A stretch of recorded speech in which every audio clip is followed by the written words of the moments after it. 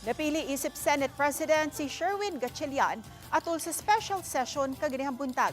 Sa iyang pagkapili, natapos na usab ang duha ka semana nga pangutana kung kinsa gayud ang presidente sa Senado.